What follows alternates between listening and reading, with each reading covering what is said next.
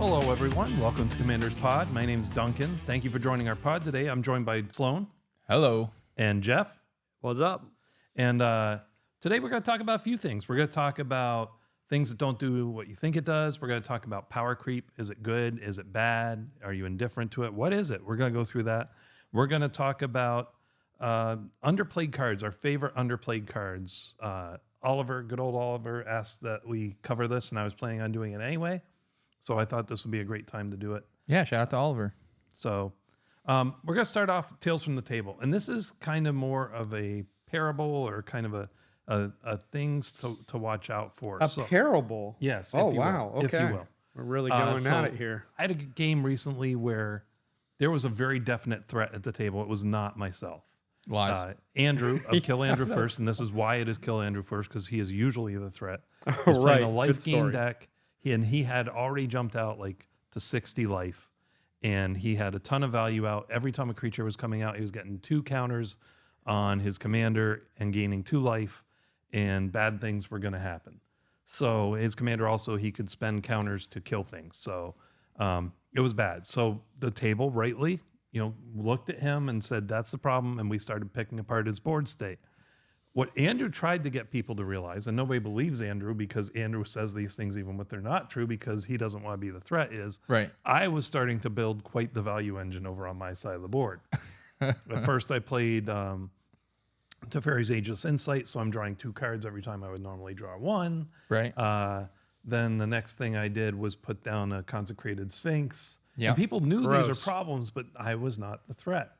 Okay. With a Consecrated Sphinx, you're not the threat? Well, not when you have somebody that's gaining a ton of life and can exile or kill things on the board and has a ton of creatures. Yeah, but I would say you're drawing 2 cards for every one. No, he's doing more than that because with Teferi's Insight, he gets even more. Yeah, he gets 3. Yeah. Yeah, okay. So as you're grinning as you're telling the story and not trying to convince us you're not the threat. No, continue. So I was a threat. I was not the most immediate we're not threat. believing this story. All right. So I was a threat. I was not the immediate threat. But I was something. Somebody should have dealt with some of my stuff. Sure. And Andrew kept trying to tell it. So, as the game goes on, so I'm holding in my hand the entire time 2 cards. One of them is one with the multiverse, and the other is Omniscience. Okay. And one with the multiverse lets you look at the top card of your library at any time. It's an enchantment. It lets you play cards from the top of your library or play a land. Mm-hmm. And once per turn, you can play a card from your hand or the top of your library for free. And just for fun, why might you have these cards? Because I'm gross and I like to do gross things. No, because you're drawing a million cards. Well, I had those 2 pretty early on, but yeah, they did come from all that draw. 100%. Yeah. And to be clear, Consecrated Sphinx had not been out that long, but we were playing a 5-player game, so I was drawing a ton. That's a ton of cards. Yeah. So I'm surprised you didn't mill yourself. Oh no. Like I said, it was only a couple rounds. So, but I did in one turn draw 32. By the time I got back to my turn, 32 He's cards. not the threat. But anyway, so I had built up this value. I'm holding on to these cards because I know the moment I drop them, any chance I have of like flying under the radar is absolutely gone. Yeah, it should have been gone a while ago. But continue. And Andrew, somebody did a board wipe right before I had played Consecrated Sphinx. So Andrew was, at that point he was nerfed.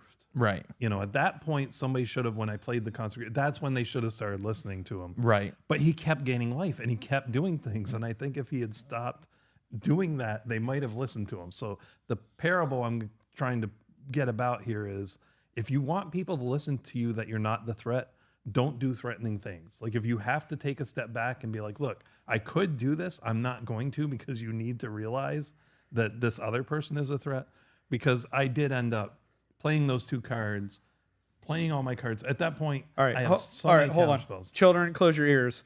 I think the parable of this story is you're full of crap. 100%. Yeah, if the way you can deal with Andrew is just a board wipe and you're drawing 30 cards per turn, I'm pretty sure you can deal with them very easily. Oh, because you can't deal with all the card advantage you have in your hand unless someone's playing like insane discard. Yeah, you're like that person who puts a Consecrated Sphinx out, the Insight card, and then you put out a Howling Mind. You're like, guys, I'm helping us. We're all drawing an additional card, and you're like, here, I'm going to draw 8 cards to your 2. I'm not the issue, though. I'm starting to That guy think maybe is. Andrew's being treated unfairly. Yeah, you know what? New slogan. Please do Kill not. Duncan first. Yeah, Don't kill let- Duncan no, first. Yeah, no. we're gonna change this up. I mean, I drew 32 cards one turn. That wasn't every turn. Oh my That's gosh, that's a third of your library. You only have to do it once. Yeah, it's like you say, like it only happened one time, guys. Yeah, I only shot that guy one time. It's not my fault. He's dead. Like, Well, what do you mean? it Like, depends on what stop you it. shoot him with. He shot him with a very large gauge. Yeah. I did forget to mention I also had Notion Thief. Oh my gosh, you are. And my commander said, All right, your Get Tales out. of the I Table was is making over. copies It's of my kill Duncan Get outta first. here. commander that was killing creatures, You're- and when it killed them, they had to draw a card. Right, yeah, But now well- that was my card. That Yeah, I was, and you're- I was drawing 2 instead. You're a of- horrible human being. You're not allowed to do Tales from the Table anymore unless we approve it from now on with unanimous decision. Jack also has to approve it. He Knows nothing unanimous about magic. a decision by himself, but I do agree with you. Yeah, no, me- But just to be clear, it normally means we both agree. No. Whenever he presents a story from now on, he has to clear it with us. Is Okay, what I'm saying. deal. And Jack, which Jack knows nothing about magic for the most part, But except he for what was he hears here. he was having But a I good think time even over Jack there. would agree that's disgusting when we started explaining what the cards did. Yeah. But long story Oh, short, I just got the Roman thumbs down. Roman thumbs down from our producer. yep. So you're executed after this episode. Duncan, it was nice having you. Jeff, it's gonna be a duo All show right, from now on. maybe we should move on. Maybe we should. I don't like the way this has gone. Yeah, we counterspelled your. I was your Tales from clearly the Table. victim here. Jeez Louise, I was the victim, Oh but yeah, I won by for drawing you guys 75 listening, cards. by the way, that sound was a high five. Yeah. Between Johnny and I. But okay, so we're gonna do our counter spell segment. This Yeah. is a segment where we put up a subject and kind of have a little debate about it between the three of us. So in this one, is power creep bad? Now, before we get into what our opinions are, let's talk about what power creep is. Power creep is that over the course of time, It's the really strong guy who's in the corner with the trench coat. yes, yep. Yeah. and you're not sure if there's anything under that. Yeah, that's the guy. No, Well, that's the trench coat in general. Yeah. So power creep is over the course of time, Magic has put out cards that are increasingly and increasingly more powerful and more of them. In order to kind of outdo what they've done before, they have to keep us excited. The idea is that they put out things that are way more powerful than stuff they've done before, and each time it becomes exponentially worse. For instance, the things that doubled counters and doubled tokens, it's now triple counters and triple tokens. Right. Instead of double damage, we're now at triple damage. And, where's it stop? But so is power creep bad? So we did kind of talk about this. I can't remember what episode it was. We kind of touched on this a little bit a couple episodes ago. I do think it is becoming a problem a little bit, and the reason why I say that is pretty much for what you said, right? So when doubling your tokens you're creating, I mean, that was mind blowing. Like people who were running parallel lives and people who were running doubling season and things like that. Like that was like, this is crazy. If this person gets this out, it's game over. Yeah. And I get it now because some people are pretty much like, "Well, that's who cares? Like you can have 1 million tokens. I don't care anymore." But now they started doing it in other areas where it's a lot more damaging. So for example, the one I want to bring up, kind of when you touch bases on, is when you start affecting a whole entire play style by adding in new cards. So for example, tutoring for cards, right? Well, at first it would just be, you would counter their tutor. Then it was you would be able to manipulate some other way. Like for example, they can only tutor the top 4 cards of their library. Now it's not only am I going to counter your tutor, you're not even going to tutor. I'm now going to look through my library, or I'm going to look through your library, and I'm going to steal something from you for free. And it's like you said, they've slowly made it stronger and stronger. And now it seems like a lot of the stuff they're doing is going more towards taking everything away from other people is the play style that they're encouraging right now. Yeah. And I do feel like that's an issue because, as we mentioned in a previous episode, one of the things that's really fun about Magic is when you kind of get to do those like cool things where you're searching for cards in your deck that you're, this is part of my combo, or this is part of like a really big cool spell that I want to do. And then someone else is stealing that whole thing from you. Yeah. So I do think it is becoming an issue. I think they need to reevaluate what they're doing and kind of pull back the reins a little bit would be my opinion. Okay, what about you, Jeff? It's a challenge because we say, like, if this was just a game that wasn't monetarily driven, it'd be really easy to say, yeah, let's not have power creep. Let's just add different types of cards, right? Which they do that as well. But the reality is when there's not a little bit of power creep, when there's not those chase cards, people don't buy the sets. So, as much as I would say power creep is a problem, and a set like Lost Caverns of Ixalan, which I thought added some fun cards, but didn't really get crazy. Like even Roaming Throne was maybe one of the craziest ones, and I still think that's in the realm of okay. And we know Sloan does not agree with Yeah, that. Sloan doesn't, but that's okay. We all have our opinions on that. But they're sometimes going to release these, Modern Horizon 3 sets and stuff that are just they want to sell. And the reality is, as much as we say we don't want power creep, we don't buy it unless there's power creep.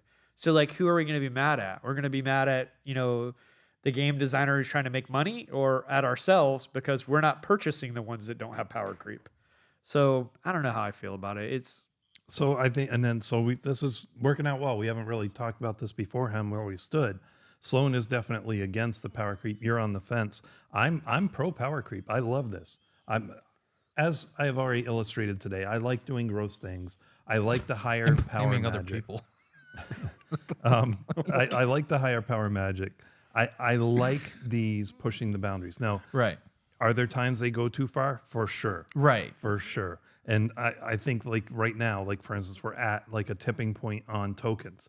Tripling tokens is already gross. If they go to quadruple at any point, that is so far beyond See, I don't know if the cards that end up being really disruptive are the ones that are tripling, right? Magic is the one place where you can play these giant cards, 8 mana, 10 mana, 5 mana, then play another card that makes a ton of tokens. You can't do that in the other formats. This is really a big format, right? Yeah. The cards that normally come in and end up being really disruptive tend to be the cheaper ones, like 2 mana, 3 mana. They're the ones that come out and they change the game environment instead of just making it bigger. But I could see how extra tokens eventually becomes a problem. I don't really see how it's a problem. Not just one extra board wipe tokens. takes But care of I it. think but here's the thing though, like it's all the other value they're putting in for those tokens being created. So for example, let's say you had Academy Rector, which is the one that we brought up. Whenever you would create a treasure, food, or clue token, you create one of each instead. Now you have something that triples the amount of tokens you create, and then you have something that doubles that trigger. So now you're what are you supposed to do when he plays one thing? Yeah, and gets so the issue isn't copies even or tokens. The issue is the type of tokens, right? Now we have tokens that are mana producing. Right. I would even say, like, for example, with my Morel deck that I had built for a little while where I was creating soldier tokens. Well, I triple them. Now I have Roaming Throne, which doubles that Morel trigger. And then whenever a token comes into play that I control, I gain 1 life and draw a card. I just drew 15 cards. Yeah. Right. So and even with that's probably being doubled as well. Right. Yeah. And that's my point and especially if it's a soldier tribal deck like it was, and the creature that's letting me draw the cards and gain life is a soldier, Roaming Throne naming soldiers, I'm doubling that. And But I like that in Magic because that allows finally the player who just wants to do things like that to deal with the combo player. Right. Right. Because the combo player is doing the same stuff. They're playing 1-2 cards. But the and winning. problem is when those cards also work with the combo player. Well, and so let's be clear. We're not just talking about tripling tokens. Right. There's tripling damage now. Yeah, which Right. is You can great. triple damage. Well, Yeah. and These Commander games need to end quicker. They take too darn long, man. yeah, especially when someone's gaining a bunch of life. Goodness. But yeah, I mean, I would agree. And I mean, because Jeff brought it up, I'm going to harp on Roaming Throne, for example. So for example, gosh. Okay. Roaming Throne is, in my opinion, the reason why it's so strong is because if you only put it in for your commander and your commander only, it's still ridiculously strong. Like if your commander is the only card that you're going to benefit by naming it. For example, my Obeka Splitter of Seconds deck, she's the only ogre in the entire deck. There's no other ogres. But having Roaming Throne in there makes her so much more powerful exponentially just from that one card. You need to put Hold on, Hamlet Johnny. back Goliath in that deck, did by the someone way. If hurt you have you? Roaming Throne, I mean, that's another Someone did ogre. hurt me. That's Hamlet back Goliath is another ogre that says whenever a creature comes into play, put a +1/+1 counter on this creature for each of its power or something like that. Right. And now you're going to do that twice. Right. And so I'm just like, saying, and so my point with it is if it was beneficial for only one type of play style, let's say Roaming Throne only worked for creating tokens specifically, like creature tokens. Let's say it was very specific and it said doubles the ability of a creature that creates creature tokens. That would make it a lot more reasonable in my mind than the fact that it's just any triggered ability. Period. Well, but like I mean, that's maybe. the issue. Roaming Is that throne- it still helps the combo players. It still helps the other types of players. So I don't want to get tied up too much in one card, but I do Right. want to point out you don't need roaming throne to double your triggers. Nope. no, but it's There's now a million ways. to Right. do it. What color is Myrel? Myrel is white. What other card is in white? Gandalf the White. Gandalf the White doubles triggers on death and of FG packs. legendary creatures only though. So if roaming throne again, any creature type I name, it doubles the triggers. So I just say soldiers. I But make you- a in your soldier based example, you deck. said the reason- Everything is doubling. But you Let- said the reason it was gross is because you can just use it on your commander. You can use Gandalf on just your commander. Let's True. move to one of the most frivolous power creeps that I know of, and Right. that's the 0 cost cards Yeah. that came out in those commander sets, No, right? Well, hold on though, because that is not, in my opinion, that's not power creep. The only power creep there has been the Jeweled Lotus. Why Other do than you that- think a 0 cost counter, Because 0 cost deflecting those swat? are old cards. Oh, okay. I thought you were talking No, about no, Mana not Rocks. like not No. the mana rocks. He's talking about the ones that cost 0 when your commander is out. Like, Yeah. you can play them for free. And they all came Deflecting out swat. at one time, and they the absolutely first time we were in changed. Ixalan. Yeah, Yeah, they've absolutely changed Yeah. the format. But Absolutely. here's the thing though. There are tons of cards that are way older than that are free. Yesterday, somebody pointed out a card that's a black card that exiles a creature, and the only thing you need to cast it for free is to control a swamp. A black player controlling a swamp? What? Like, that's all you need to do for free. Otherwise, it's 4 mana. And what does it do when it does it? It exiles a creature. So it's Deadly Yeah, Relic. that's a except it great costs card. one more. Yeah, I mean, that's much older. I hope that's Right. on your list for later. Yeah. It's not, but I mean, it could have been. It should be. Yeah, Right? that's an amazing card. But I mean, and here's the thing. I think my issue with some of the cards I've seen coming out recently, when it comes to power creep specifically, is that because their abilities are so broad, they can be used with anything. That's where my issue comes in.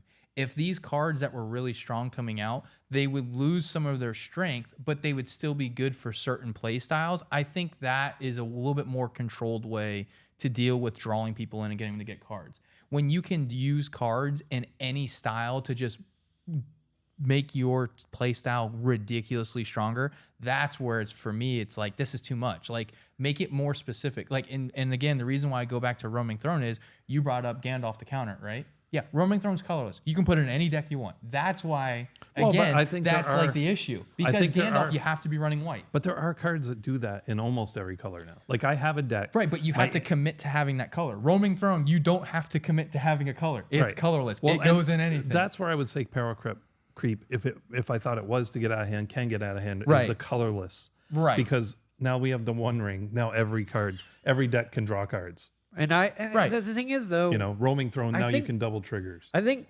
my issue was always like to understand that we can't just blame Wizards, right? That we have to take some responsibility, because the reality is we don't buy the sets unless they have these chase cards. But if I'm just asking my playstyle, I'm probably more with you, Duncan, where it's like, honestly, I'm also one of those people looking for the chase cards. I like those. I want to look at my deck and go, all right, this deck's stale. Haven't changed it in a while. What cards can I get that make the deck a little bit better? Or even cards that can do something else that's neat. The neat cards are fun, but if I'm being honest, I like the cards that give me a slight upgrade. And so I guess I'm For a sure. fan of power And- creep also. And here's the other argument on Sloan's side, even though I am on the other side of that argument.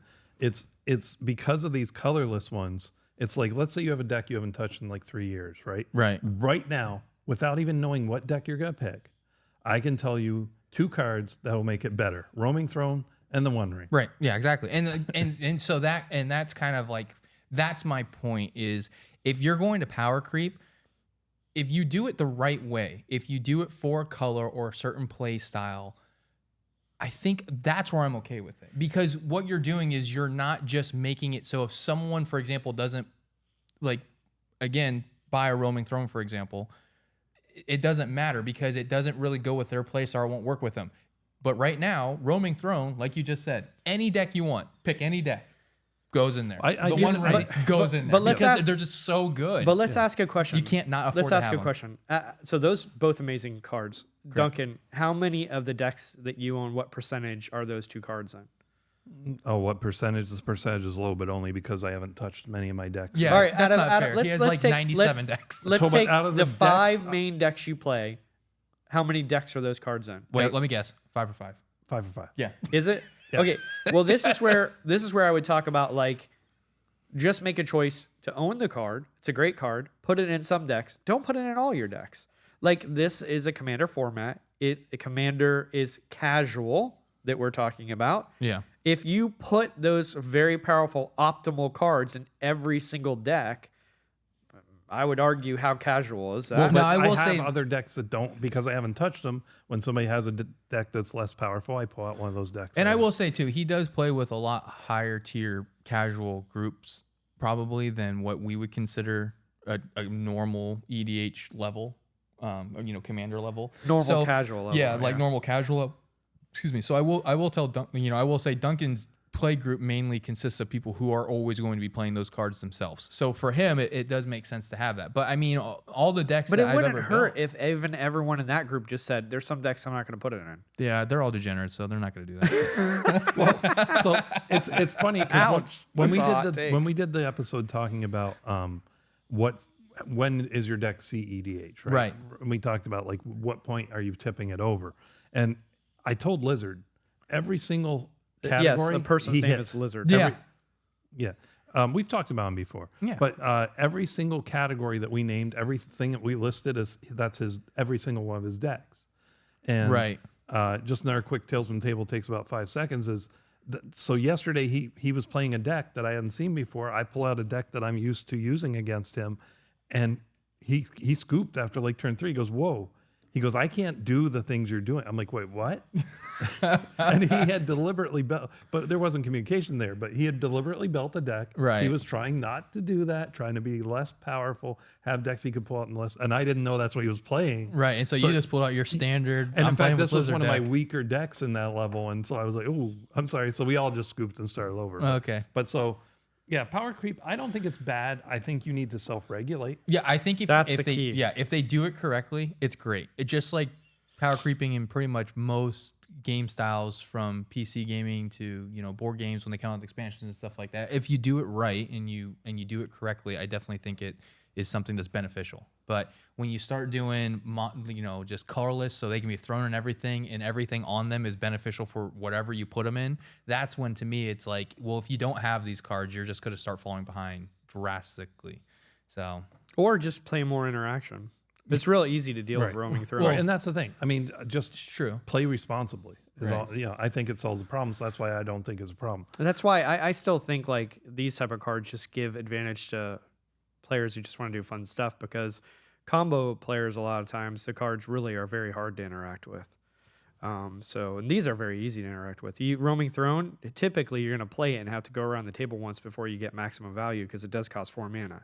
Sometimes you can get some value out of it right away, but a lot of times you're not going to. Well, if you play it at the right time, you'll get immediate value. Sometimes. Well, I mean, from what I see, it mostly gets countered or destroyed. I mean, and I will Yeah. say, I will give a nod. At least it's a creature. Like if they just made it a stinking artifact, like I think that would have made it like 100 times worse. yeah, because you pay 4 mana, someone pays 1 mana, and they deal with it. right, So- I will give them a nod in that direction. At least it's a creature. But the One Ring, there's no excuse for that. Right. So that's where we stand. Jeff, you still in the middle on this? After this? No, I like power creep, but I also think if you're on the other side of it, you just need to understand that they're going to do what makes them money. All right. So it's 2 versus 1. Johnny's wrong. Well, I'm not wrong. I'm that meme of He's that not pirate gonna that admit it says even if he was. yes but no. Like that's me. Like yes I like it, but no I don't like it. Just Yeah. do You're it concerned responsibly. about it. Yes, You're concerned about it. So, and I will say, I do get Jeff's point with this is a business that needs to make money. And how do you make money? You get people to buy your product. How do you get people to buy your product? You make these Cards they want, yeah. Exactly. So, and we did talk about Wizards being a business. So again, they need to make money if we want them to keep making this game that Yeah, we love. and they're not going to just make a little. Their job is to make a lot of money. They're Yeah. responsible. I to, think Roman Throne's up to like $25 or $30 now. I think it's Which- yeah. higher now. Yeah, and the One Ring I think is still sitting around. Which 40. I'm really Well, it has glad. come I'm really down, glad though. I bought Yeah. like 5 or 6 of them when they were like $10. Yeah. So yeah, that's the other fun thing about Magic too. And Power Creep is we forget that it's kind of fun to be able to figure out what card you should buy and then see it go up in dollars. So that's kind of fun with Power True. Creep too. Yeah. All right. So let's move on to a section we like to call Aggro Jeff. So, Jeff, what's aggravating you today? Well, it really goes into both places, real life and Magic the Gathering. and it's don't give up the right of way. So folks, when you're driving down the road and you see those people that give up the right of way, you're going to cause an accident. You're going to cause a problem. Don't give up your right of way. Please know how to drive your car. But that's also true for Magic, because when you are the third person in response order and you say, I'm going to counter that, you've lost the ability to save your card because someone else might have countered it. Well, if you say it out of turn, if you don't wait for priority to pass. Right. Exactly, yeah. So just wait for priority. Don't blurt it out. Have some self-control. Don't give up the right of way. And just let others go, do their thing, and then you, on your turn, do what you need to do. Yeah, I will say that is something that, as a beginner too, is something to keep your eye on, which we talked about also. Man, we've talked about so much stuff. We are such a good podcast. But in a previous episode, we talked about priority and passing priority, and we have articles on our website about it, commanderspod.com. But yeah, I will say that one of the things that's really aggravating, because, and this will actually kind of tie into our main topic for today, is fogs are one of my kind of favorite cards. And the reason why it's aggravating for me is because people will be like, oh, all right, he's going to kill us, I'm going to scoop. I'm like, well, let me have a response first. Right. Because I play fogs and all that combat damage is going away. And so for me, it's aggravating because like people are just like, they're like, oh, I'm just going to pick up because he's a swing at me. I'm like, can you just let him do it, though? Because I need him to attack. Right, but you also don't want to tip your hand. You don't want to have to be saying, like, I might have a response. Right, and so that's my issue is, please, like, I 100% agree with Jeff. Like, let things play out in order. Because if you're going to tell that person, oh, I'm just going to pick up on my stuff because you're going to kill me, there's nothing I can do, then he might, like, you might be telling him, oh, I don't have to swing, or I have to tell you, no, he needs to declare attacks because I might have a response, and then it's going to change what he might have been doing. Can we do like a thing that says bonus section? Because I have bonus section, extra aggravation. Yeah. So, because that actually is another aggravating thing. Your play groups should discuss it, but scooping at instant speed should be an absolute no-no at the very least. Like, I'm not even a fan really of scooping at all unless they've showed you they can win. Everybody knows, like, it's absolute. There's no stopping it. Right. But scooping at instant speed is ridiculous.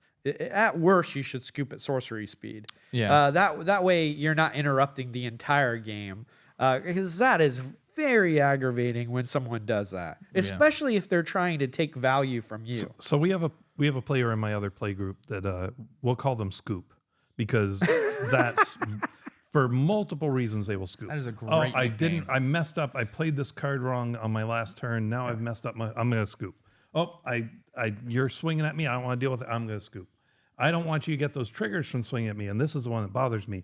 I'm going to scoop. So we have a table rule now that even if somebody scoops, whatever should have happened is going to happen. Right, 100%. If they're scooping because you were going to kill them, the person still has to commit those creatures to kill you. Well, isn't that also fixed by just saying you can only scoop at sorcery speed? Well, but you can't force anybody to do anything. You cannot play with them. I mean, and you can tell them that's the rule, but they might still go like, I don't care, I'm going to scoop anyways. Right. And so but then the advantage of what Duncan's saying is that you still get all your benefits regardless of what they're trying to do.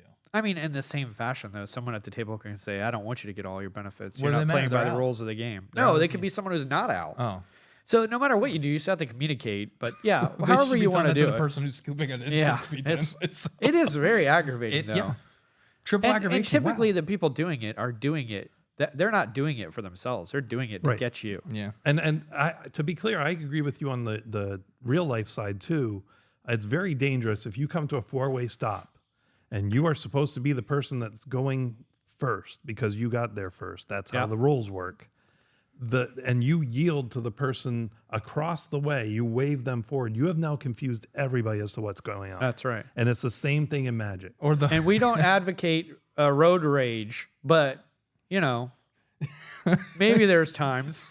I will say the big one for where we live is the roundabout. People will stop in the circle to let you in. It's like, nope, it's not how that works. You're going to get everybody killed. And they go in the wrong lane. Oh my gosh. Outside lane, please, folks. The outside lane is only for certain turns. Right or Do straight. not go all the way around the roundabout on the outside lane. You're going to kill someone. Right. Right. Oh my goodness. So yeah, good on both parts. This is another great aggro Jeff where I think We're Sloan and I are 2 for 2. Yep.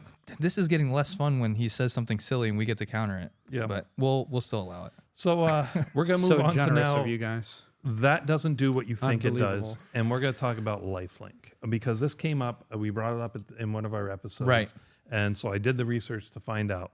So lifelink, what happens when you have lifelink and you're gaining lifelink simultaneously with being dealt lethal damage?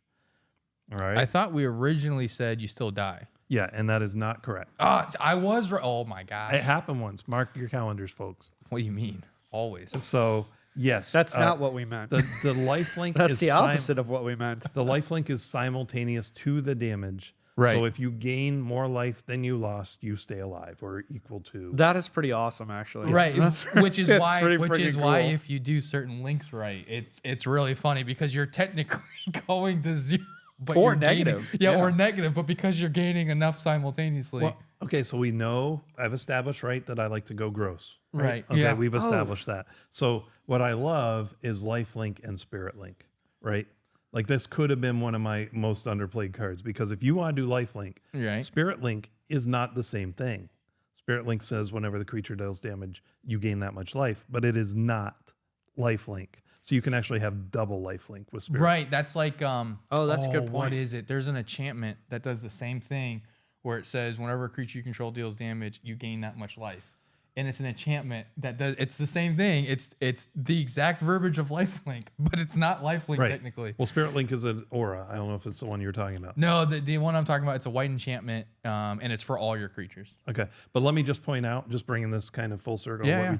So roaming throne. Yeah, gross. Oh, you get it again. Yeah, again, a gross card. Also, what's interesting to think about it, I guess it makes sense if you think it through because there are cards where you can take 100 damage and you don't die. So it's almost like all the damage doesn't really resolve until the combat is completely over, right? Right. Yeah. So that's what we were kind of missing when we were thinking about it, is that none of that, although all that damage is there, it had not resolved yet until that ends, right? And the Same- lifelink is simultaneous with the damage because they're Yeah. hand in Yeah, hand. so because when we were talking about the stages of a turn and stuff like that, and we talked about the end turn stuff, well, there's also a cleanup step in your combat phase where you're specifically going to resolve the damage at a certain point. So it would make sense, like we're saying, that it actually, Right. because it's happening simultaneously, you can't check yourself first. Because in combat, it's, beginning of combat, declare attackers, declare blockers, first strike damage, and combat. So in that damage step is where everything would be happening, and then I don't think you technically check anything until the next phase of the combat phase. Right. Again, this So, is and this to be is- clear, he's going back to the chart that we said we would put up on our website, and I didn't do it. I put it on Discord. You put it on Discord. Yep. That's great, but I didn't do it because we don't own that. That's Yeah. not our property. Yeah, that is I not will, ours. however, put up a link in the episode notes for today and the episode notes for last week, and I will have it in the notes going forward. But I did not follow up on what I said I would do because it was not our property. And Sorry, I wanted Oliver. to make that and clarification. I was thinking this week too, as I was teaching my kids chess, that that phrase where they say some people play checkers and other people are playing chess. Right. I realize it's really some people are playing checkers, other people are playing chess, and some people are playing Magic. Yeah.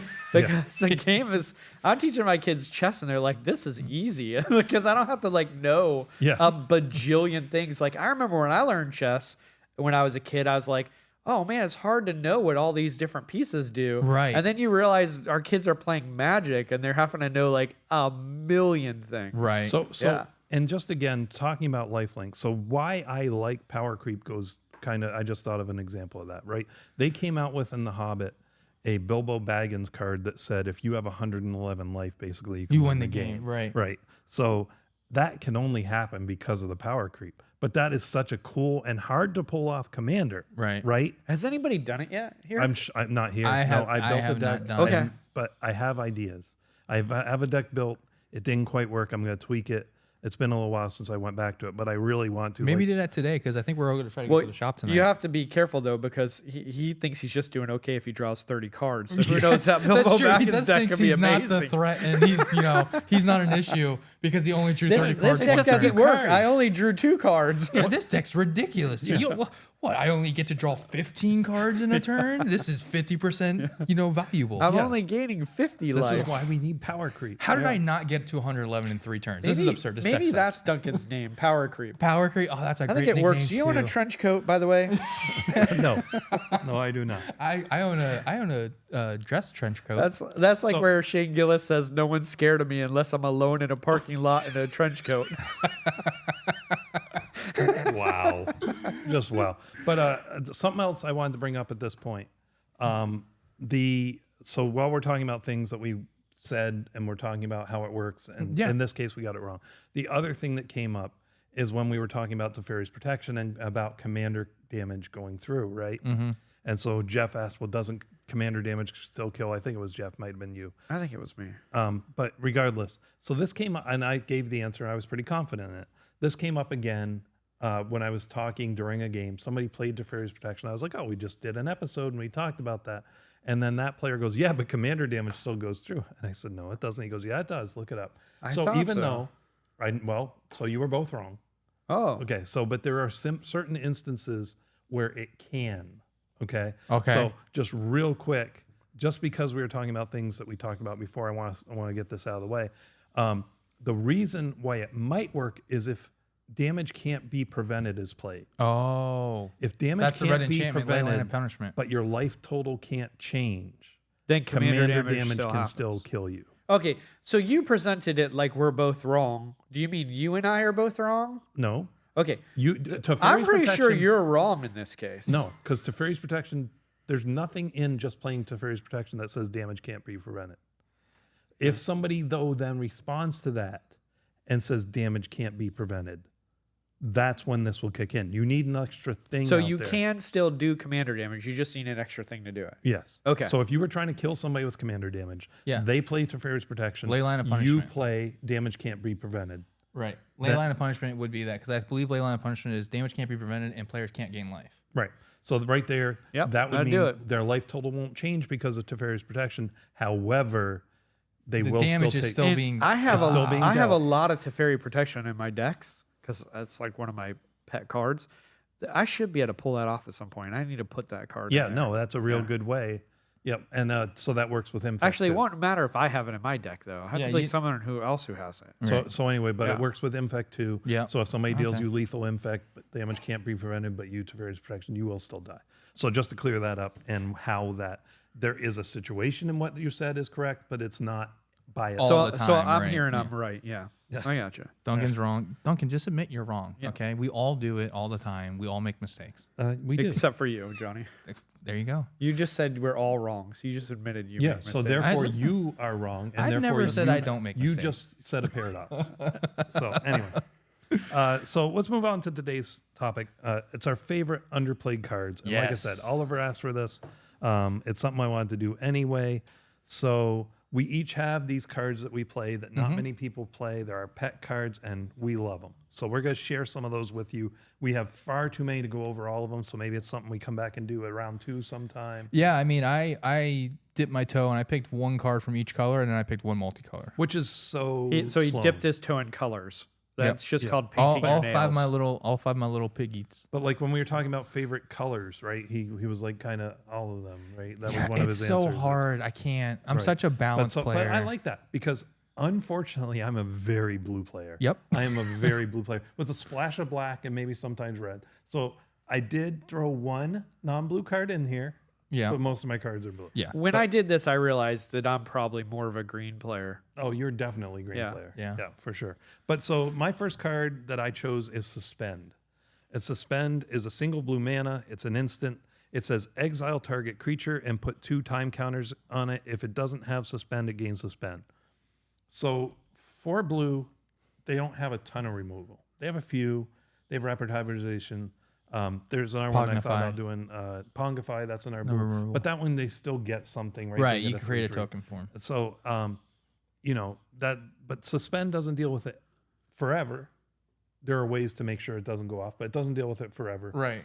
But it does Unless get rid it's of a problem. unless it's their commander and they put it into the command zone. Right. That would be so. Because a lot of times, even though it's suspend 2, right? Yeah. Yep. They may not want to wait 2 turns to cast their commander. Right. Yeah. Exactly. Plus, when it has suspend, then it is being cast when it comes back, so it can be countered again.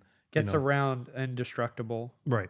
Yep. Does it get around ward and other protections? Nothing. I mean, it won't.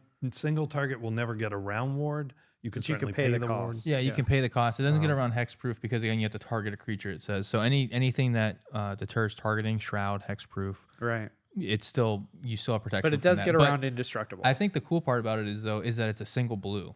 Like it's for a single blue card, it's pretty cool. And I think the other cool thing is it's actually not bad to target your own stuff that does ETB things, right? Right. Yeah. So it's like I got the ETB off this, but I want the ETB again before someone kills it. I'm gonna exile Dual it, suspend use. it, boom, and I'm gonna bring it back in 2 turns. And it's power creep because normally blue bounces, and now they're like, oh, well, We're let's gonna- let it suspend too, which I think is kind of cool. We're gonna extend bounce it. Right. For instance, Pongify that says destroy. Yeah. That's kind of something they don't do with blue anymore. Right.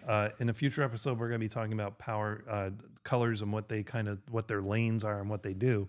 And blue, know your they've kinda lane decided, cards. Give the right away. Blue is not supposed to be destroy. They Correct. can do other things. They can bounce it. Usually, is what they do. They can exile it occasionally. They can phase it out. Right. But destroy is not supposed to be one of their things. So that's older cards did that. The newer ones won't. But exile is the way to go. Yeah. So I will see your blue card with my blue card, and mine is didn't say please. 1 blue, instant counter target spell. Its controller puts the top 3 cards of their library into their No, graveyard. hold on a minute. That's a counterspell. It is a counter spell. I mean, it's not. But it literally has nothing to do with what the spell is. It has everything to do with the name. The fact that it says didn't say please is great because when you go to use it, you can say, listen, I know you wanted to cast that spell, but you forgot to ask me and you didn't say please. I am the blue player. You should have paid your respects. Yeah, you should have looked at me and said, can I please play this spell? Because I won't counter you with this one. I'll counter you with a different one if you're a real good blue player. But That's I just like amazing. the fact that this is called Didn't Say Please. It's such a kind of a funny nod towards blue players, I think. I think they kind of did it on purpose because they're like, we know blue players get a kick out of saying, did you pay 1 for that?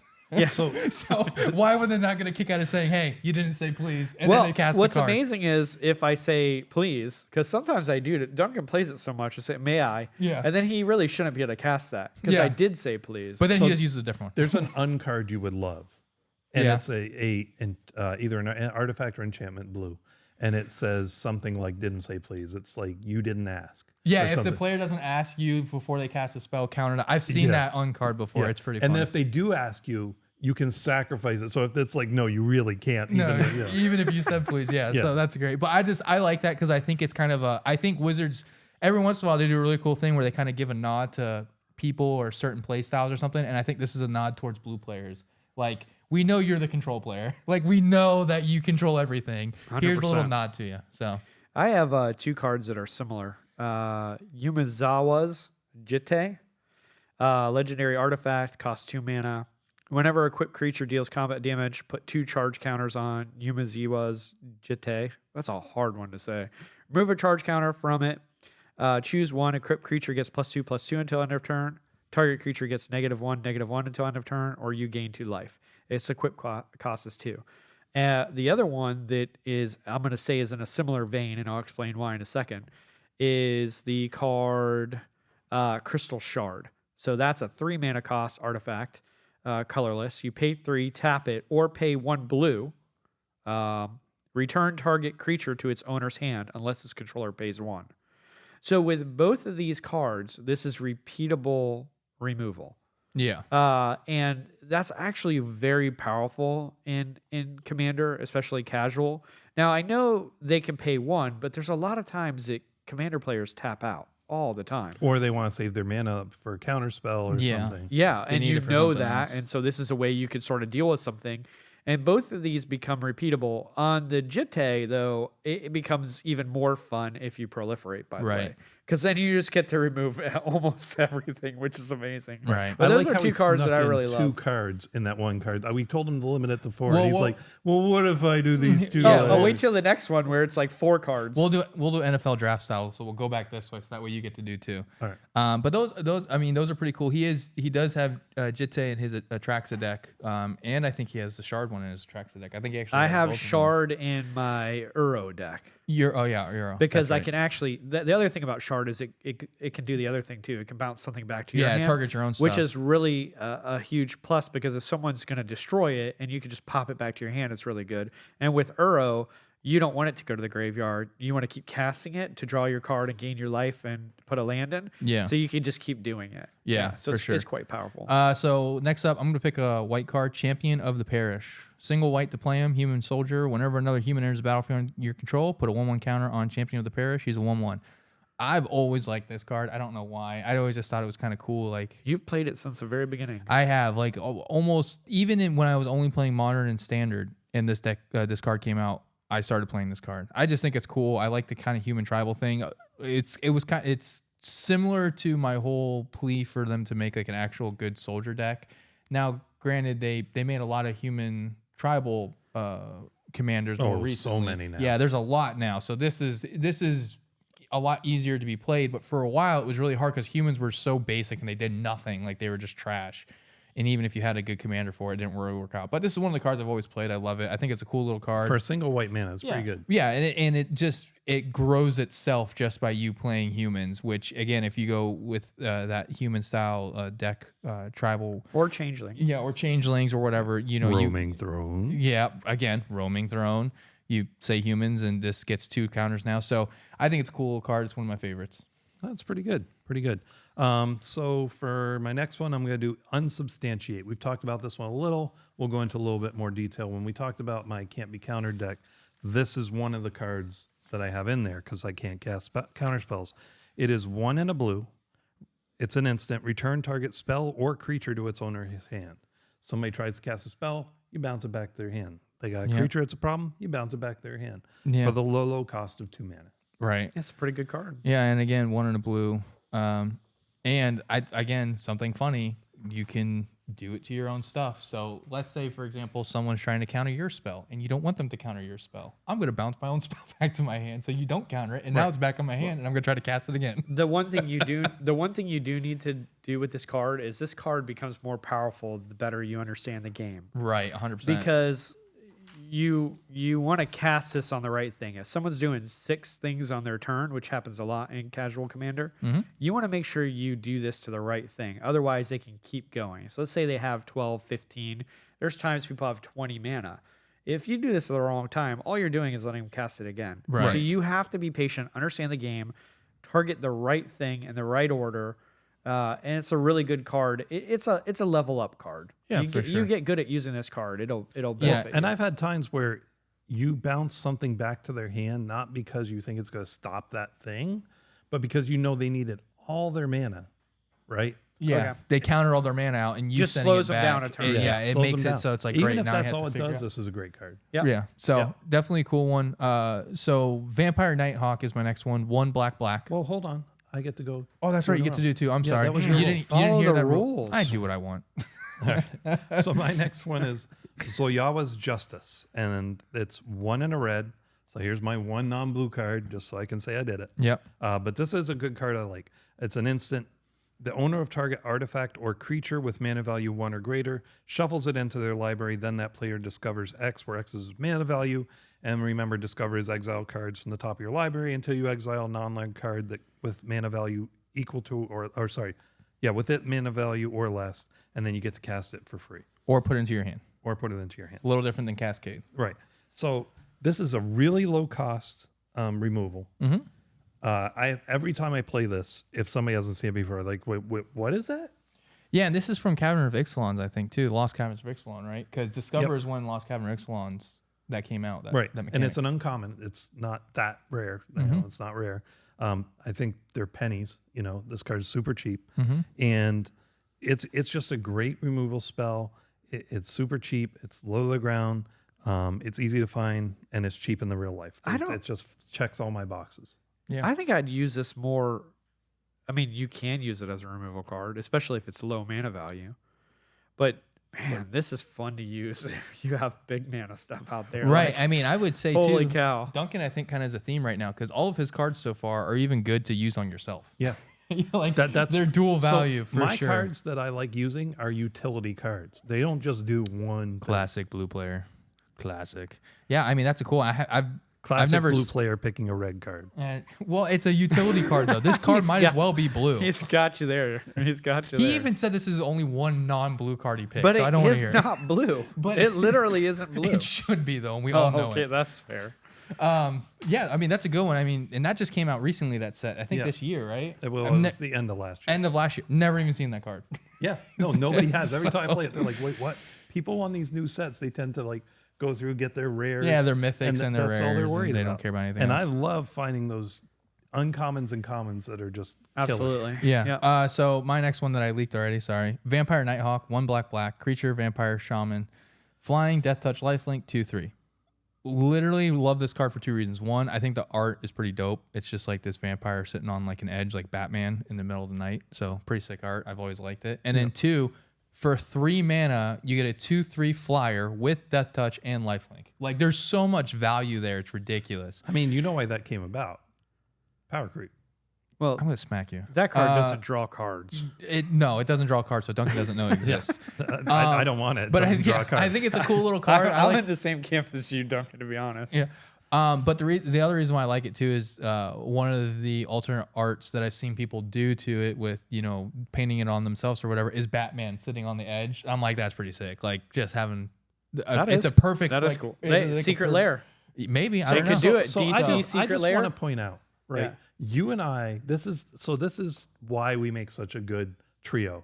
You and I, Jeff, we love cards for their power value, right? Yeah. We love cards for what are they going to do for me. Yeah. Sloan is so Sentimental. much about, it's just how it makes him feel. It's all about the feels, man. I All also about like the feels. I also like the art of cards. I have very Yeah. much Well, bought and so cards that's and put them in one my of deck his- just would, for the art. so yeah. this would pull Jeff. But it's Yeah. funny So. because both of his cards, I might play them, right? I might play, but they would never make my top list of anything. You Because don't they're make my just- top I mean, list of anything. I'm just saying. They don't.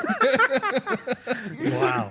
I'm sorry, I'm Duncan. just That was saying- hard. I felt bad. Johnny actually. might have a little ego attached to his choices. No, I don't. I'm just saying though. No, I appreciate the Yeah. fact he's playing for the love of the game, right? That's Yeah, how this he is, and feels. literally, I thought of these cards. And I'm like, how many times do you see these cards people play it? Like very rarely. Oh well, do I you play ever that see- card. I play that card all the time. In But I your have vampire Oh deck. yeah. Yeah, exactly. It's amazing in there. Exactly. So, I did want to do a quick note too. I forgot to mention, Champion of the Parish had a counter that came out to it in black. It's a single black Champion of the Perished, Which is also and it cool. does the same thing except for zombies. So it's And- literally the exact same card, but a dead version. And of I it. also So play that's that pretty cool, card in too. my human deck right with Rick, who everybody hates because the Champion Fear of of the Parish Walking Dead. you play in your Yeah. mono white deck, Yeah, not the yeah. Perished, which And is to be the clear, black version. Rick the card, not Rick a person at the table. Yeah, no, yeah. Let's be very clear. That's not what he's saying. All right, Jeff, what you got? All right, for us? so I'm gonna follow my own rules because that's just more fun. So I got Carpet of Flowers. Now this is a card people are somewhat aware of, but I don't think it's played enough. It certainly doesn't get its flowers. You got to give this card its flowers. So Carpet of Flowers, 1 green, I'm not gonna go there. enchantment. At the beginning of each of your main phases, if you haven't like to added mana deflower with that. this ability this turn, you may add X mana of any color, where X is the number of islands target Duncan controls. There you go. That's an And anti-Duncan card. so this card's amazing because Duncan loves playing basic lands, and he's always playing blue. So this card is fire when you're playing with Duncan. For sure. And then sort of on that too is some other ramp cards that don't get enough love are the enchant lands, the enchant auras like Fertile Ground. I won't read all of them because that will just take too long. But Fertile Ground, let's see what the other ones here. Utopia Sprawl and Wild Growth. Wild Growth, So Wild that's what I was Growth thinking. and Utopia Sprawl are just 1 green. And the other one was 1 and a green. And so a lot But they of all do times the same thing, basically. they all right? similar things. They Yeah. ramp you. But the thing is, we've definitely moved from 3 mana ramp like Kodama's Reach and Cultivate to 2 mana ramp like Farseek and those, right? But some of these are 1 mana ramp and they're Right. quite powerful. Like Carpet and the other 2 enchant lands. Oh man, they're powerful. So I don't know why I don't see them Well, more. but they all double the mana that the land Well, no. produces, So right? I think Wild Growth and the other one that he mentioned do an additional green whenever you tap this mana. It adds a green. Okay. And then Wild Growth specifically says it taps for an additional of any color. Utopia when you tap Sprawl is whenever Enchanted Forest is tapped for mana, its controller adds an additional 1 mana of the chosen color, and So then that Wild one Growth has is to just do- adds a green. Yeah, and But it's still ramp. But so I'm the saying it's first still, one has to target a right, forest. but the other my one, point is it's doubling the amount of mana you're getting. Yes. That's the general, Yeah. I'm trying to break it down to why they're in the group, because they all give you twice. Yeah, the they're mana gonna value. give you- yeah. And let's be clear, folks, this is not mana creep. The Wild Growth has been around since at least Unlimited. power Oh, and creep, Carpet but of yeah. Flowers has been around forever too. Yeah, not quite Yeah. as long, but yeah, I mean, but I'm just saying those, like, wow, there's one mana ramp. Yeah, those have been around. Yeah. You know, So I'm going to jump on the green train also. We're going to go with Fog. Instant, prevent all combat damage that would be dealt this turn. I kind of touched bases on it earlier when we were talking about, making sure you do stuff in correct turn order. I troll these guys with Fog so much. I have a mono green deck, and I think it has 12 Fogs. well, and to be clear, he's not just talking about the one card. No, I'm talking about all those Fog effects. Moon Mist. I'm like any of them that say prevent combat damage. I have intentionally put them in my mono green deck. That is the Death Touch tribal, which quote unquote is actually Infect tribal. But just because to me it is hilarious when like someone like taps down everything. They're like, I got you all dead to board with creatures. I'm gonna swing out. I'm gonna do 20 creatures at you, 20 creatures at you. That should kill you both. I'm like, yeah, I would if I didn't have this one drop Fog that prevents all the combat damage you're doing. And one of mine that I'll add on to Fog, Arachnogenesis. Right. He's just sliding as many cards. as He's he just can. he's in trying to every- get all of the cards in there. But Arachnogenesis is a Arachnogenesis. great one, prevents combat damage. But you put X 1/2 green spider creature tokens with reach onto the battlefield, where X is the number of creatures attacking you. Prevent all combat damage that is done by non-spider creatures. So your spiders can team up and kill their stuff. Correct. But and your spiders can't get hurt, and you can't Yep. get hurt. But it Yep. is 3 mana. And it's only 3 mana. Just Correct. because Two we and a like to green. be that teaching podcast, Jeff, when do you cast that spell? During When do I- combat, when do you cast that? Let's see here. Before damage is dealt? No. I don't know the right answer before for this. declare blockers, after they declare attackers, Yes. before declare blockers. Yes. Okay. Once they Good. pass Because priority you on need to the know how declare many are attacker. attacking you before you. Right. And cast if you it. wait Oh, till, yeah. if you wait to cast that until declare blockers, you can do that, but none of them are blocking. Correct, because you're already in And that you want to step. double up your spiders to kill something. Yeah. Yeah. So, but Moon Mist is something very similar. It transforms all humans or all non-werewolves. It transforms them into werewolves and then prevent all combat damage that is dealt by non-werewolves. So something kind of similar, where you can, if you for some reason build a werewolf deck, which they still haven't figured out that type. And there's of even stuff deck that's yet. not green, like Ink Shield, which Yeah. we won't go into that, but you can look it So, up. but yeah, lots. So I'm a big fan of the Fogs, and a lot of people kind of step away from them because they're like, I don't know. I guess combat, they don't care about getting hit in the face by people. But to me, I think it's super funny and trolly when you're just like, yeah, no, you're not doing any damage. Right. Well, I'm going to jump on the blue bandwagon, No way. and I'm going to talk about another card we kind of touched on before, and that's Urtai's Meddling. Because this is another one that when I play it, people are like, wait, what does that do? So the gist of this is it's X and a blue. It says interrupt because it's a really old card back when that meant something. It's an instant. That's all you need to know. X cannot be 0. The wording on the card is irrelevant because it's old wording and it doesn't quite explain what it does. So I'm going to skip to the Oracle text, which is what it actually means. Target spell's controller exiles it with X delay counters on it. At the beginning of that player's upkeep, if the card is exiled, remove a delay counter from it. If the card has no delays counters on it, the player puts it onto the stack as a copy of the original spell.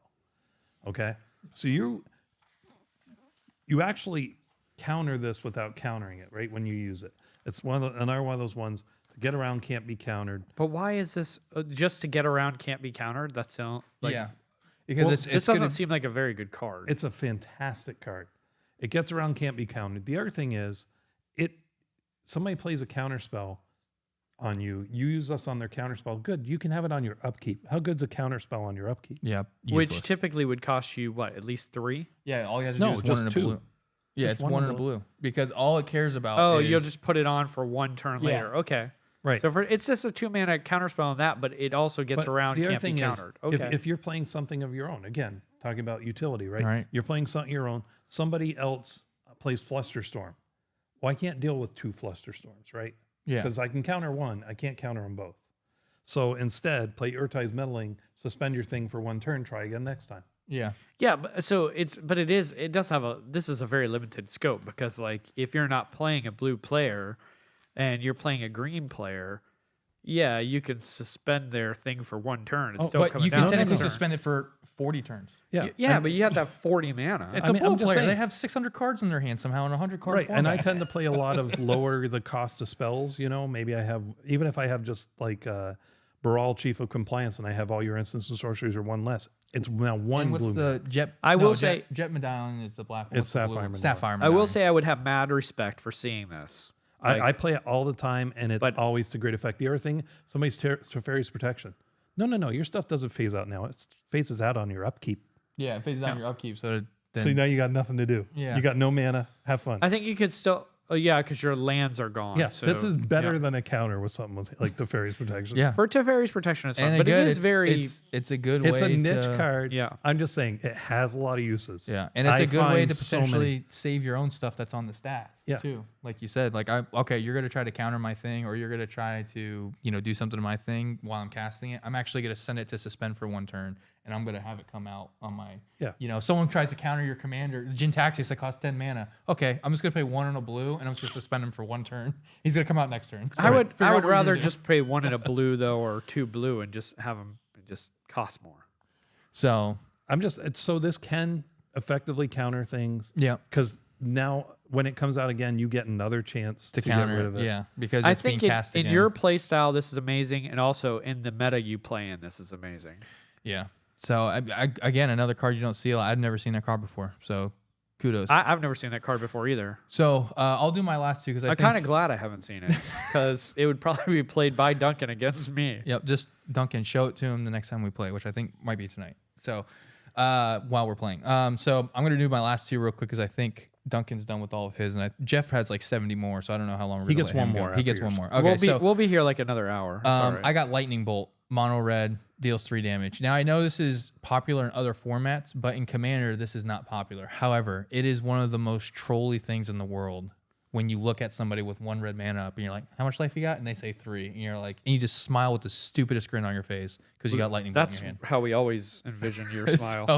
So, it's just, a it's stupid again, it's grin. another classic card that's really cool. I think it's really underplayed because of the fact it just deals 3 damage. But a lot of times that's enough to deal with some potential threats on the board. Yep. It's also enough just to push somebody over the edge, maybe to, kind of. To be honest, I start with that in almost every red deck, but it's usually one of the first things I cut. Right. And that's the thing. So when you do see one out, it's like that, that person's living life. I tried really hard to play it when I bought that secret layer with the lightning bolts in it, but Yeah. it just was. I will ended say up being garbage on the deck. I will say with my Calamax deck, that is one that I had in there, and I keep taking it in and out because it could go really well because I copy spells, so I could potentially copy that 17 times and deal a ridiculous amount of damage to Even somebody. if you only copy it once, though, that's 6 damage for 1 mana. 6 damage for 1 mana is actually pretty nice. So that and would again, be a which- good card. That'll probably be coming in one of our next sets. So yeah, 6 damage, 1 mana can't be prevented. Gains you life. If a player took damage this way, it's actually tripled. Like it will be stupid. And then my last one,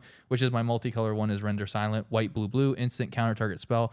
Its controller can't cast spells this turn. This is another one where That's a good one. Yeah. and well, this is one's very specific too, where I tell people this is why you don't tap down all your mana and try to start casting things. Because if I counter you and you tap down all your mana, guess what? I'm not letting you untap your mana. Because you tapped it all down and it's going away. This is a great one to use. Leave some room though, Johnny, because sometimes people are trying to play fast, right. to be respectful to everybody else. Right. So if they're doing that, they're just trying to save steps. So Sure. But at the same time, because this card exists, and if I tell people too, I'm like, listen, just so you know, if you tap down all your mana, things if could you happen. warn them ahead of And I'll time. warn you. Yeah, I'll maybe. say, listen, are you sure you want to tap down all your mana when you're casting this spell? I mean, but here's You know. here's the thing too. Like, yes, you can take shortcuts to speed up the game, Right. but don't tap all your mana at once Right. because it's hard for us to track too. We've Yeah, because then the other thing becomes too is like, oh well, then I wouldn't have tapped this one there instead. are- I would use this. there It's are like, well, people- no, you tapped them There all. are people that tap all their mana and then they just say what colors they did. Okay, Yeah, well so that's that fine. works But too. they're the ones who are going to be hurt by this. Right, But the so- other thing I want to point out, so Just Guy's Will, right? Right. You don't counter Just Guy's Will with this. you counter the next spell they cast. You let them get that mana. You let them commit another card to the stack. Right. Then you use this. Right. Now all the rest of their mana goes unused. It doesn't do and anything. they have to pass their turn. Yeah, and I think it's cool too that it's Azorius, so white, blue, blue, and it's I when I first came out, I was like, this is a dirty counter, because if you're getting somebody that is trying to go off, like for example, one of the things that Jeff does a lot is sometimes he'll throw a fake spell out there to try to get us to counter it because he's got the real one still in his hand. Yeah, I don't care. I'll counter the first one because you can't cast anything anyways after. Like That's right. Yeah, enjoy the rest of your not playing spells turn. Unless my second spell So is the power to creep counter version- your first spell. Right. But the power creep on this one would be can't be countered. Right. That would be, Will you stop bringing that up? I'm just saying, power creep. So the card that I have to talk about, it's called Cover of Darkness. I don't see this card very often. Never even heard of it. It's a black card, 1 and a black. It's an enchantment. As Cover of Darkness comes into play, choose a creature type, which I am a fan of old school sort of, what do they call it now? Typal or Kindred or Kindred decks, I'm calling it tribal. which Just make my life which easy. are fun. I think they're fun, but they're a little harder to win, but this helps. Creatures of the chosen type have fear, and fear is they can't be blocked except by artifact creatures and or black creatures. Right. So you just give all your stuff evasion, essentially, for just 2 mana, and it's fun. It's a pretty good card, especially in like vampires or zombies or anything like that. Yep. Yeah. No, that's good. That's a good So one for sure. we're going to move on. We're running a little long today. Sorry. So because some people didn't understand the assignment and had more than 4 cards, just saying. So I don't remember you saying it had to be only 4 cards. I did this morning at the table. But anyway, But tips we for were be- eating a delicious breakfast, so not listening to you. Yeah, right. Pro tips for beginners. Sloan, what you got for us? Yeah, so real quick, kind of actually funny enough, it goes in with everything that we've been talking about, is knowing when to specifically cast spells. And I'm talking specifically about things that have flash and instant. So a lot of times you're thinking in your head, especially as a new player, I can cast this whenever I want. I don't have to cast it on my turn. Well, knowing when to look at other people's resources and realize, well, I could technically cast this on this turn, but the blue player is tapped down right now. Unless he has a 0-cost counter, this is my best chance to make sure I get this out, because there's no guarantee that next turn he's going to be tapped down again. So this is kind of that idea of just looking around the table when you're trying to cast maybe a game-winning spell, or you're trying to cast, you're thinking about that instant or that flash card, and you're saying, well, I could cast it on their turn, but I don't want it to be countered because it's kind of pivotal to what I'm trying to do, and everyone else is tapped down. Even though it's instant and it kind of feels bad because you're doing it on your turn, it still might be the best time to cast it to make sure it lands. So kind of the idea of, going through all the cards that we love and we were talking about are kind of our niche cards. A lot of those cards are knowing when to cast it specifically and knowing when's the right time to do it. So what you're saying is you got to know when to hold them. Yeah. You got to know when to hold them, know when to fold them. Never fold them, because that could ruin Do your not card. sue us. We do not have enough money to fight that lawsuit. But yeah, so I think it's one of those things you kind of get in a habit of. It's like, oh, it's instant. I got to cast on someone else's turn to get the most value. But look at the table. Look at who has what. Well, up. the other thing is, I see a lot of people that train themselves, right? We train ourselves. Right. If I can do something at flash speed or at instant speed. Which is a good wait thing to till the- train yourself Well, for. it is, but you Yep. don't always want to do that. Correct. Because I have seen people, maybe they have a creature that taps and it does something really cool. Right. And they're waiting to use it because they're going to use it right before your turn. Right. Right before their turn begins. And then somebody else plays a split second removal. Yeah. You don't, that's it. Yeah. There's You don't nothing. get to use it. Yeah. And those situations aren't all the time, but they come up. Right. Yeah, so I'm saying, while it's good to train yourself to do that, if there's no benefit, right? If you don't have a counter in your hand that you might use with that mana, if you don't have other things you might do, if this is the only thing you're going to do and there's no reason not to do it now, just do it now. Most extremes tend to be bad. So Yeah. in this case, it's best to practice using the counter at the right time. But there are times when you have to watch what's going on at the table. Yeah. So just be aware of the resources that are out to other players, and even though it might feel bad sometimes, casting that creature with flash or casting that instant spell on your turn, looking around and saying, this is going to give me a really big benefit, and I'm pretty much guaranteed to get it off right now. You know what? That's the best time to do it. So do it. It doesn't always have to be on someone else's turn. It doesn't always have to be at someone else's end step. Just be wary of what's going on and try to be cognitive of making sure you have the best success rate for getting that spell off, even if it's on your own turn with an instant. Well, Right. that's good. I agree.